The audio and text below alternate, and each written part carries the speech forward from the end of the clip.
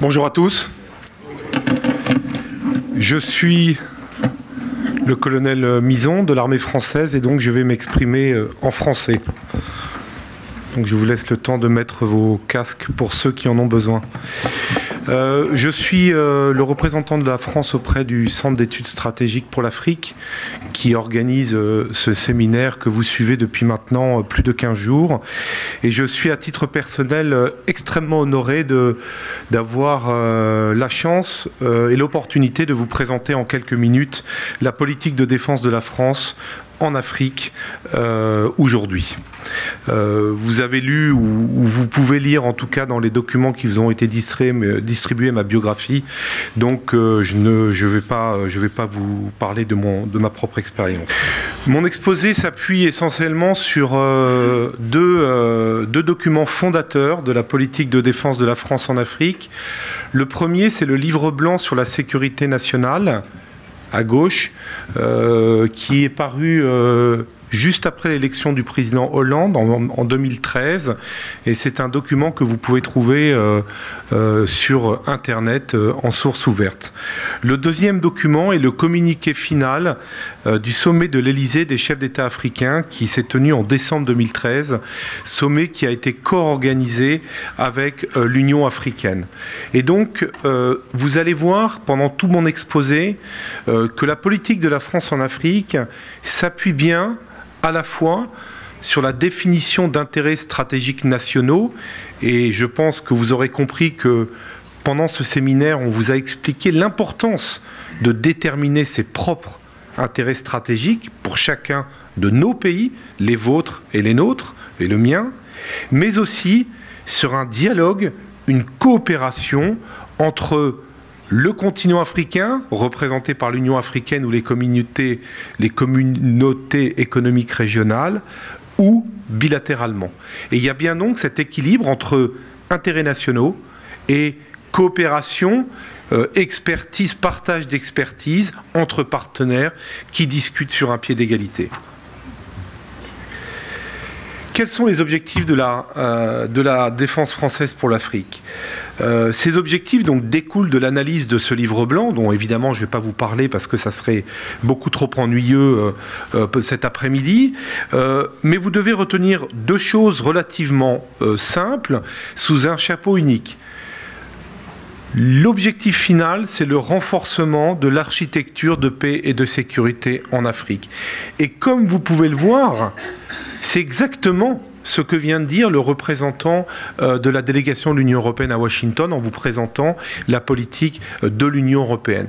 Donc la France s'inscrit bien dans une perspective européenne de coopération pour le continent. Donc on veut renforcer l'architecture de paix et de sécurité en Afrique, et pour cela, on cherche à la fois un appui opérationnel des forces africaines en soutenant l'Union africaine et les organisations régionales, en particulier la CEDEAO et la CEAC, mais aussi en travaillant sur la formation des contingents nationaux. Et on s'est fixé un objectif assez simple, c'est participer à la formation d'environ 20 000 militaires africains par an à travers les programmes de formation dispensés par l'armée française.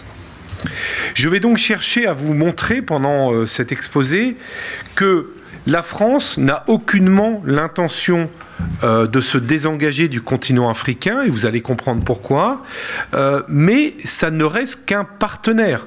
Et un partenaire, il doit il doit à la fois expliquer sa stratégie, mais aussi recevoir, je dirais, des réactions du partenaire africain, qu'il soit bilatéral ou multilatéral. Voilà le plan que nous allons suivre, hein, relativement simple. Alors,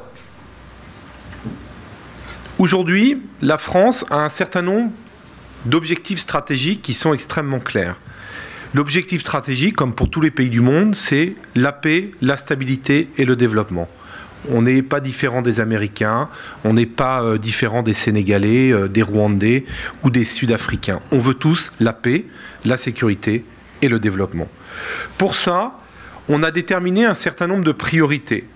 La première priorité, bien évidemment, c'est la protection du territoire national et des citoyens français. Mais pour protéger le territoire national et les citoyens français, nous avons besoin d'avoir des voisins qui soient eux aussi stables et en sécurité. Et les voisins, ça commence par la Russie, à l'est, et ça continue tout au long du pourtour méditerranéen. Et c'est pour cela que la stabilité de l'Afrique à la fois du Nord, sahélienne et subsaharienne, est si essentielle pour l'Europe et la France. Parce qu'on ne peut pas avoir de sécurité chez soi si son voisin est en guerre. On sait très bien que par capillarité, que par glissement, si votre voisin a sa maison qui brûle, la vôtre brûlera rapidement, c'est sûr. Donc on préfère éteindre le feu chez le voisin avant que le feu vienne chez soi, tout simplement. Et donc c'est assez simple et assez clair, et la politique de défense de la France en Afrique est, comme je vous l'ai dit, disponible sur Internet. Ainsi, aujourd'hui, le livre blanc a bien déterminé une zone d'intérêt stratégique qui commence globalement à Nouakchott et qui se termine à Djibouti. Donc c'est toute la bande sahélo-saharienne. C'est là vraiment... Ensuite, il y a évidemment le pourtour méditerranéen, pour d'autres raisons, avec les rives de la Méditerranée. Et la troisième zone d'intérêt prioritaire, c'est le golfe de Guinée et la sécurité maritime. Ce sont, et notamment en lien avec tous les trafics illégaux d'armement, de munitions et aussi d'êtres humains pour la partie, je dirais, terrestre. Je ne voudrais pas perdre trop de temps à développer, je dirais, l'appréciation de situation, parce que ça fait 15 jours que vous baignez là-dedans. Nous partageons, que ce soit les partenaires africains, que ce soit les partenaires extérieurs, les Américains, l'Union européenne, les Nations Unies, nous partageons la même appréciation de situation. Cette appréciation de situation, elle est que aujourd'hui l'Afrique est un continent plein d'avenir, avec d'énormes potentialités, mais qui est aussi le théâtre, l'objet d'un certain nombre de menaces qu'il faut résoudre avant de pouvoir voir un développement encore plus rapide qu'il n'est aujourd'hui. Je voudrais néanmoins juste préciser un point particulier qui me semble important, c'est l'importance des coopérations transfrontalières. Nous pensons aujourd'hui, et c'est la même chose en Europe, qu'il ne peut plus avoir de sécurité sans coopération avec les voisins. Et nous sommes ici dans les règles de Chatham House, mais quand je vois le Nigeria qui aujourd'hui parle avec le Cameroun, quand je vois la Mauritanie qui aujourd'hui parle avec le Mali, quand je vois aujourd'hui le Maroc qui revient dans l'Union africaine, je pense que le continent africain a compris qu'aujourd'hui, il n'y avait plus de solution proprement nationale dans la résolution des menaces transnationales. Aujourd'hui, quand Daesh veut se développer en Afrique, elle ne se contente pas de rester dans un seul pays. Elle cherche à créer des entités en Libye, en Tunisie, au Mali, au Niger, au Sénégal, en Côte d'Ivoire, etc. Là où elle peut, elle va le faire. Et donc il faut parler ensemble et coopérer. Et nous, l'armée française, on estime que les frontières sont un point d'application essentiel de cette coopération. L'engagement de la France en Afrique, il est quantifiable aujourd'hui. Là aussi, les données sont disponibles sur Internet, il n'y a rien de secret.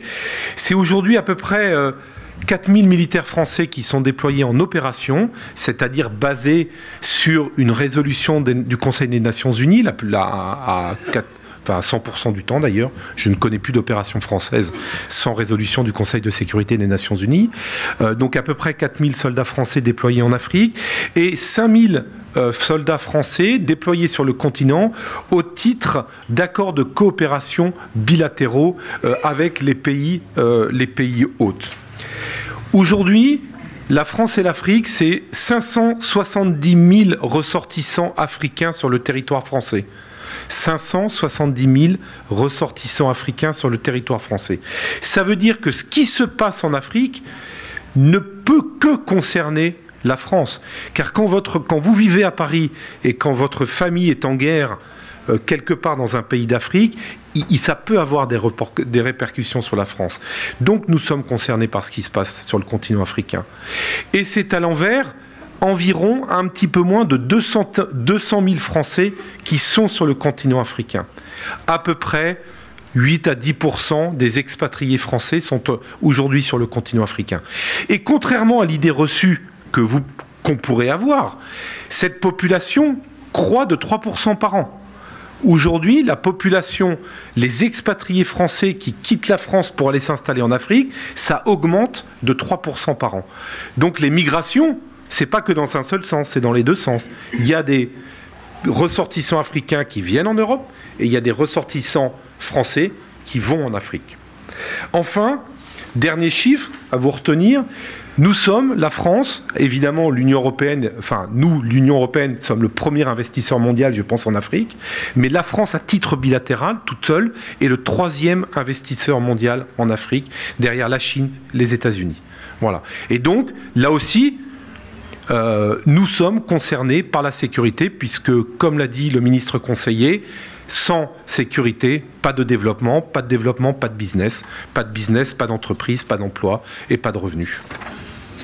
Rapidement, même si ce n'est pas l'essentiel de l'exposé, un petit focus sur l'opération Barkhane dans la bande sahélo-saharienne.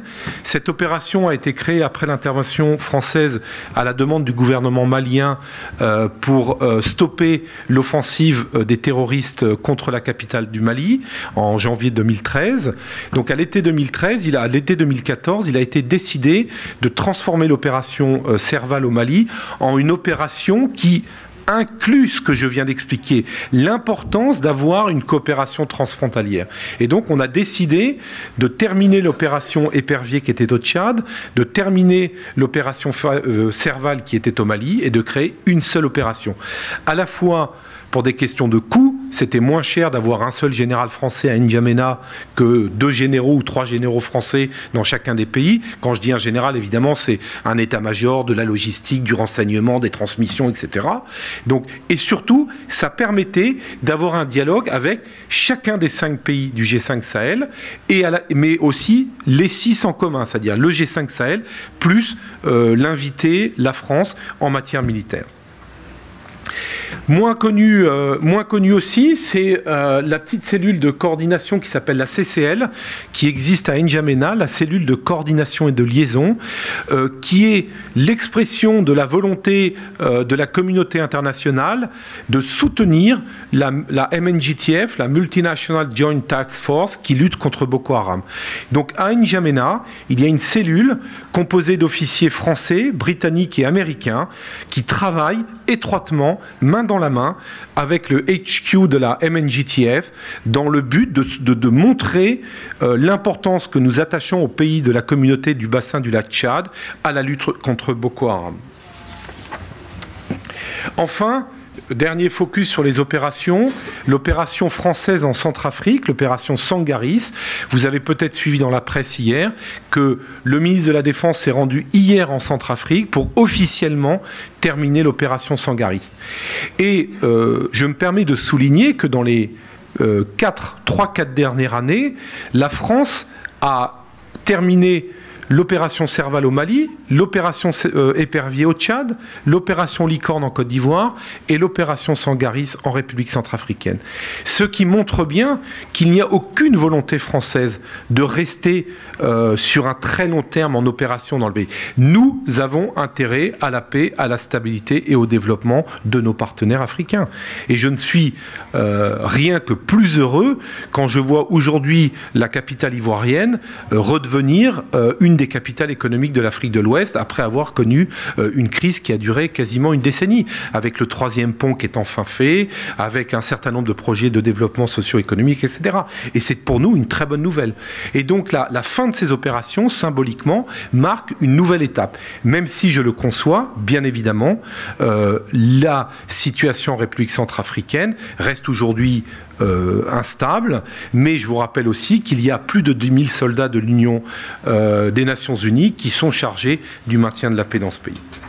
Concrètement, nous faisons comment pour faire tout ce que nous faisons en Afrique? Je l'ai dit, nous cherchons à la fois apporter notre appui au développement et au soutien de l'architecture de paix et de sécurité en Afrique et a formé 20 000 soldats africains. Alors, pour le premier point, pour l'architecture de paix et de sécurité en Afrique, c'est relativement simple. Nous nous appuyons sur les communautés économiques régionales. Nous avons des pôles opérationnels de coopération, l'un à Dakar, l'autre à Libreville. Nous avons les forces françaises de Djibouti et nous avons enfin les forces françaises qui sont stationnées dans le département de la Réunion, qui ont un dialogue permanent avec les communautés économiques régionales, la partie militaire, et qui, pour chaque année, développent un plan de coopération qui passe par des sessions d'entraînement, qui passe par la participation à des exercices, qui passe par un certain nombre de projets de coopération, de moyens, de court, de moyen ou de long terme. Ce plan de coopération se fonde toujours sur un dialogue initial avec les partenaires africains. Les pays qui ont peut-être l'habitude de coopérer avec nous le savent bien.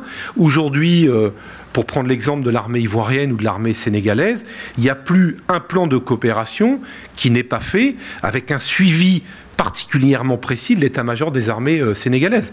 On ne fait rien sans une demande, un travail commun de création d'un projet, de suivi d'un projet, et où on met fin à ce projet quand il est terminé. Aujourd'hui, c'est la méthode avec laquelle nous travaillons avec nos partenaires africains, qu'ils soient traditionnels, c'est-à-dire depuis très longtemps, ou plus nouveaux. Nous nous inscrivons évidemment dans un certain nombre d'objectifs beaucoup plus, larges, et c'est quelque chose d'assez nouveau. Aujourd'hui, nous cherchons à inscrire la politique de défense de la France en Afrique dans ce que le ministre conseiller a appelé la comprehensive approach, c'est-à-dire l'approche globale. Nous considérons aujourd'hui que l'action militaire ne peut pas être indépendante, ne peut pas être séparée de l'action civile, humanitaire, de développement, etc. Le chef d'état-major des armées françaises, le général de Villiers, le répète sur tous les tons et sur tous les supports, sur Internet, dans les médias, dans les interviews, dans les meetings. Gagner la guerre ne suffit pas à gagner la paix. Gagner la guerre ne suffit pas à gagner la paix. Nous pouvons aider nos partenaires à gagner la guerre, mais il faut un engagement de tous pour gagner la paix. Et nous cherchons aujourd'hui, l'armée française, à développer des synergies avec le ministère de l'économie et des finances, avec le ministère des Affaires étrangères, avec le ministère de l'Intérieur, de manière à répondre le mieux possible aux exigences de la coopération. Je vous donnerai un seul exemple, le projet ACTS, d'appui à la coopération transfrontalière au Sahel. C'est un projet qui s'appuie sur la structure administrative du Liptako-Gourma, qui est une structure administrative qui a des représentants du Niger, du Mali et du Burkina Faso. Et nous, la France, avons proposé de créer un projet pluridisciplinaire avec des militaires, avec des gens du ministère de la Justice, des douanes, de la police, de l'éducation et du service de santé. Et de manière à ce que les populations locales de cette zone des 3 frontières voient qu'il n'y a pas uniquement des militaires, il n'y a pas uniquement de l'instabilité sécuritaire, mais il y a aussi de vrais, réels projets de développement. Nous cherchons donc en permanence à avoir un vrai continuum entre les projets de long terme, notamment à travers tout ce qui est soutien aux politiques d'éducation avec les écoles nationales à vocation régionale, les écoles de formation militaire, les écoles d'officiers, les écoles du commissariat, les écoles de la logistique, les écoles du service de santé, du contre-déminage, enfin du déminage, etc. Donc ça, on va dire que c'est du long terme. On essaie de former les gens. On essaye aussi d'être présent sur le segment du moyen terme, du court terme, avec la participation à l'entraînement des bataillons africains qui vont être déployés en opération de maintien de la paix. Et enfin, évidemment, à travers, par exemple, l'opération Barkhane, nous participons aux côtés de nos partenaires africains au combat, tout simplement. Et soyons clairs, il y a beaucoup de militaires dans la salle. Quand vous entraînez des gens et que vous savez que vous-même, vous allez partir au combat avec eux, je peux vous dire que l'entraînement, vous le faites encore plus sérieusement que si vous le faisiez sans partir. Quand vous savez que vous allez vous battre avec les gens que vous formez, je peux vous dire que vous mettez du cœur à former ces gens-là. Parce que d'une certaine manière, vous remettez votre vie dans leurs mains. Et donc le fait d'avoir ce continuum entre la formation initiale, la formation intermédiaire et le déploiement opérationnel permet d'avoir une cohérence. Enfin, nous ne faisons plus ça.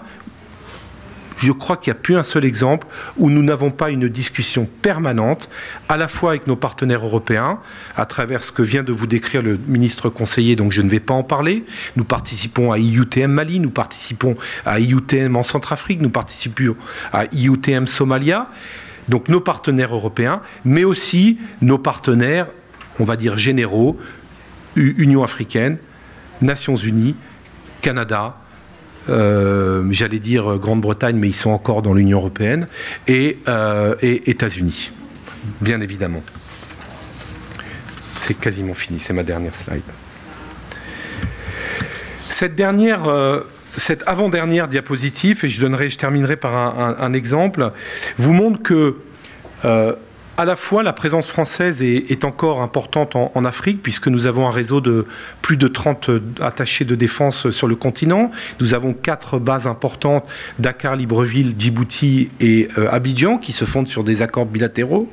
Mais je voudrais aussi souligner le fait, et mon ancien de la République de Djibouti me taquine depuis 15 jours en disant que la France s'est désengagée de Djibouti et c'est pas bien. Je voudrais souligner que la France aujourd'hui à Djibouti, c'est plus de 2000 soldats, c'est la base la plus importante en Afrique pour la France. Mais je voudrais aussi souligner, et ça vous montre bien que la France ne cherche pas absolument à rester militairement en Afrique. Quand j'étais lieutenant, il y a 25 ans, il y a une vingtaine d'années, en 1996, quand j'étais stationné en Afrique, à l'époque, il y avait 6 régiments français stationnés en Afrique en permanence. Il y avait le 23e BIMA à Dakar, le 43e BIMA en Côte d'Ivoire, le 6e BIMA au Gabon, il y avait les éléments français d'assistance opérationnelle en Centrafrique, il y avait 2 régiments à Djibouti. Aujourd'hui, il n'y en a plus que seulement un régiment français qui est à Djibouti. Donc on est passé de... Et un autre, si on peut appeler ça un régiment, qui est en Côte d'Ivoire. Donc on va dire on est passé de 6 à 2 régiments en 20 ans. Ça montre bien que l'objectif d'avoir des armées africaines capables de prendre en charge les menaces sur leur propre territoire constitue bien l'objectif stratégique des forces françaises. Il y a 30 ans, il y avait 10 000 assistants militaires français en Afrique. Aujourd'hui, il y en a 350. Ce n'est pas un échec.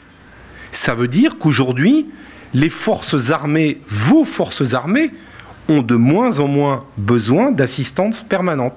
Vous avez encore besoin d'avoir des gens qui viennent 1 mois, 2 mois, pour peut-être faire de contrats UDI, pour pouvoir faire peut-être une session particulière sur Human Rights ou une session particulière sur le secours des blessés au combat. Vous voyez, des choses très spécifiques, mais aujourd'hui, l'assistance de long terme, on peut dire qu'on est passé aujourd'hui à autre chose. Pour terminer, et pour terminer vraiment sur cette note positive, je voudrais... vous montrer une planche qui est peut-être un peu compliquée, mais en fait pas si simplement. Ça, c'est ce qu'on appelle le partenariat élargi avec nos camarades du G5 Sahel. Aujourd'hui, il y a un plan de coopération opérationnel établi annuellement avec le G5 Sahel qui permet de déterminer pour l'année à venir quelles sont les opérations qui vont être menées conjointement par les forces locales, c'est-à-dire Mauritanie, Mali, Burkina, Niger et Tchad, soit bilatéralement, soit trilatéralement, soit avec le concours des forces françaises, ou soit sans le concours des forces françaises. Et aujourd'hui, force est de se constater que une majorité de ces opérations se déroulent avec un appui minimum de la force Barkhane. Aujourd'hui, la Mauritanie et le Mali, par exemple, mènent des opérations avec uniquement un soutien français pour pouvoir permettre l'emploi de l'aviation, si besoin, de manière inopinée. Et voilà, ça termine mon exposé avec vraiment un exemple très concret de à la fois l'appropriation par les partenaires locaux de ce que nous considérons comme l'appropriation positive par les partenaires locaux et une des volontés de la coopération française en Afrique qui est bien de promouvoir la capacité des armées locales à prendre, comment dire, à être capables de s'occuper des menaces qui concernent leur propre territoire. Je vous remercie et je suis prêt avec le ministre conseiller à répondre à vos questions.